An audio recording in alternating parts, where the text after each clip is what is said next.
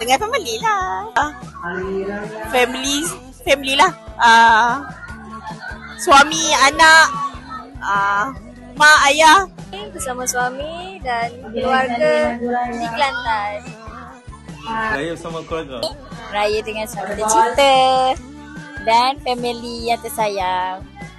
Raya bersama keluarga tersayang. Dengan keluarga yang tersayang.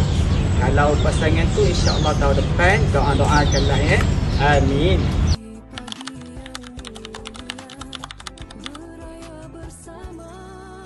Ketupat, lemang dan rendang. Lepas tu biskut raya. Semestinya lah lemang, ketupat dan rendang. Semestinya lontong. Dah. Lemang dan rendang daging. Saya mestilah lemang, kuah kacang dengan nasi impit. Itulah yang paling penting. Gitu. Saya lebih kepada biskut raya. Biskut sampit, biskut tat, nas, ayam London.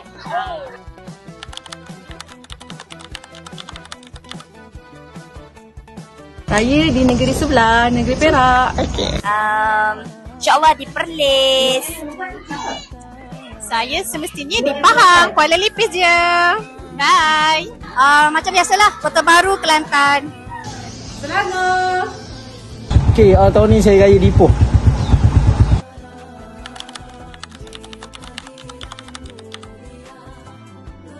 Ini navy blue. Warna purple. Warna dark purple. Rahsia.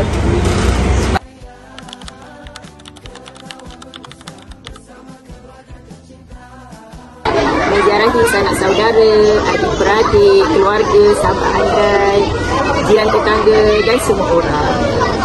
Beraya dengan sanak saudara, bermaaf-maafan.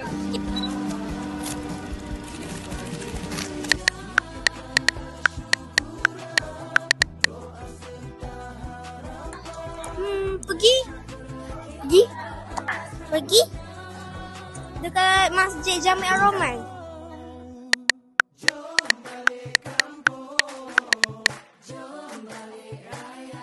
Saya tolong mop rumah,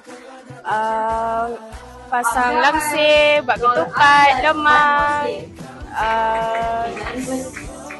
lepas tu buat kuih raya.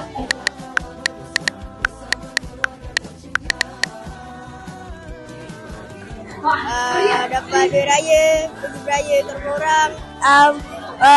Boleh dapat duit banyak. Dia dapat jumpa saudara dengan saudara. Dapat berjumpa saudara mara. Dapat makan kuih raya. Dapat makan bersama keluarga.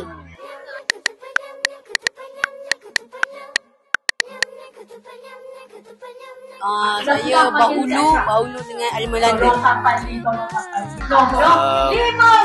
Tak nanas. Coklat.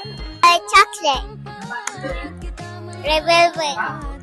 Kuih semprit. Tak nanas.